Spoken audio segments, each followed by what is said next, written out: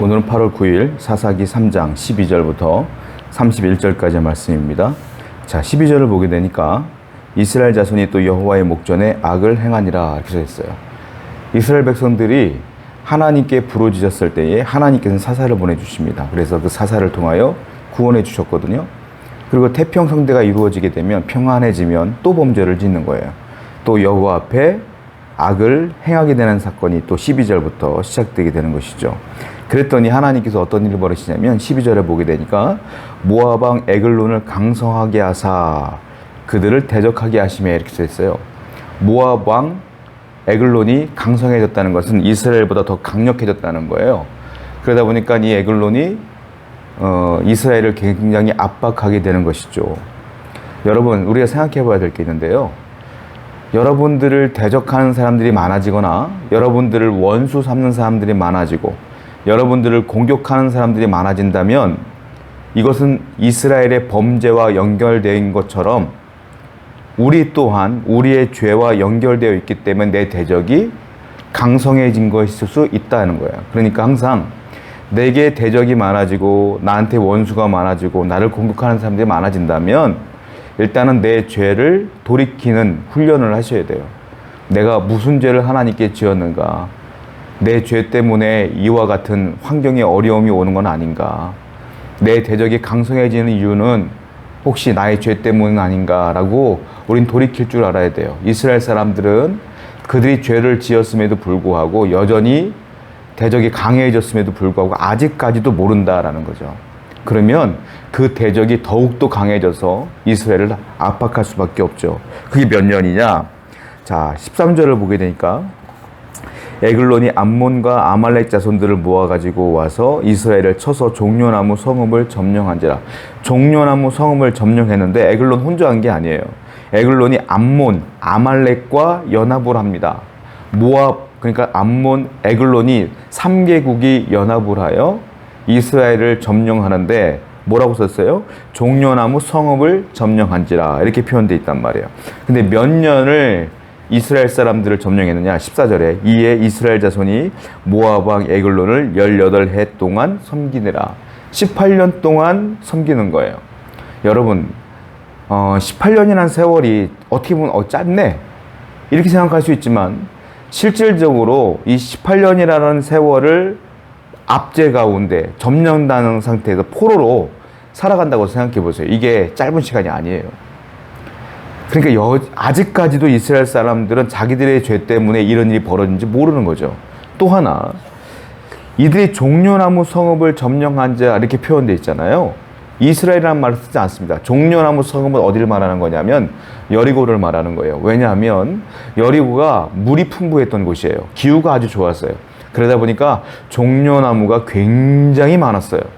그래서 우리가 신약을 보면 예수님께서 예루살렘에 입성할 때에 종려나무 가지를 막 흔들지 않습니까?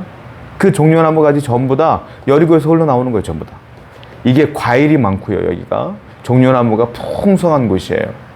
그래서 종려나무 성읍을 점령했다라고 표현했는데 왜 굳이 이렇게 표현했느냐? 이스라엘이 왜 이렇게 어려움을 당해요?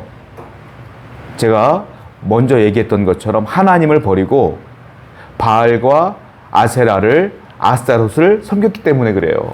왜냐? 그들은 풍요의 신이거든요. 그러니까 이스라엘 사람들은 잘 먹고 잘 살기 위해 하나님을 버린 거예요. 그리고 다른 신을 섬긴 거야. 그런데 놀라운 일이 벌어지죠.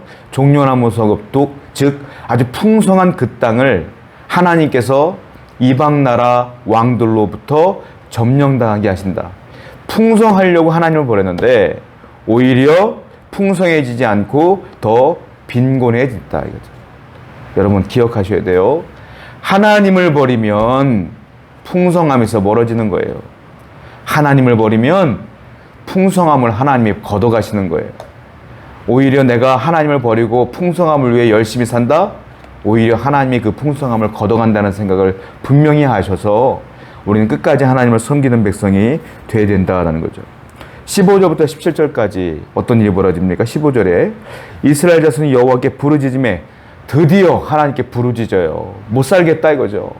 구해달라고 기도하는 거예요. 이제서야 기도해요. 이제서야. 그랬더니 하나님께서 그 기도를 들어주십니다. 누구를 세우느냐? 15절 계속 읽어볼게요.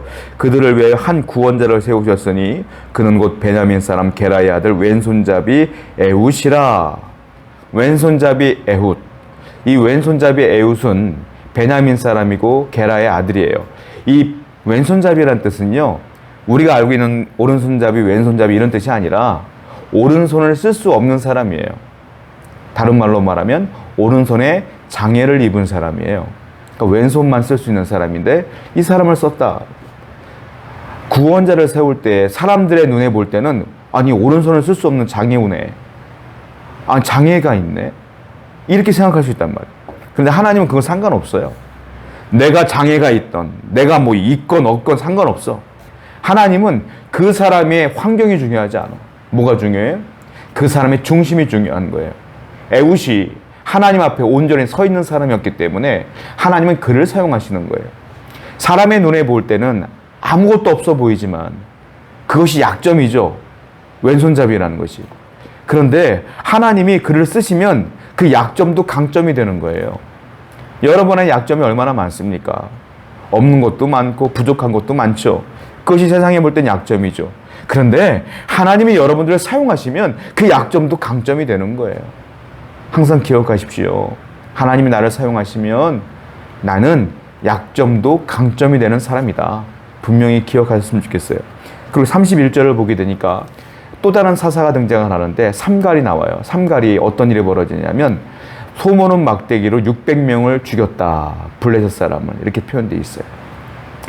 여러분 소모는 막대기는 무기가 아니에요. 말 그대로 양을 칠 때, 소를 칠 때 쓰는 목동들이 쓰는 도구예요. 도구. 그런데 그거로 600명을 죽였대요. 삼갈이. 우리가 볼 때 평범한 도구잖아요.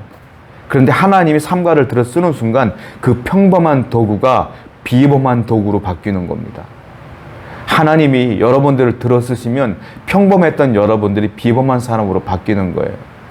그러므로 여러분의 능력을 의지하여 살지 말고 하나님을 의지하며 하나님께 맡기며 살아가시길 바라요. 그리할 때 하나님께서는 여러분들을 들어 쓰실 줄로 믿습니다. 기도합시다. 하나님, 오늘도 우리에게 약점이 많고 부족한 사람이지만 하나님이 들어 쓰시면 우리는 비범한 사람이 될 것이고 그 약점이 강점이 될 줄로 믿습니다. 그러므로 언제나 하나님 붙들고 살아갈 수 있는 귀한 성도 될 수 있도록 인도하여 주옵소서. 예수님의 이름으로 기도드렸습니다. 아멘.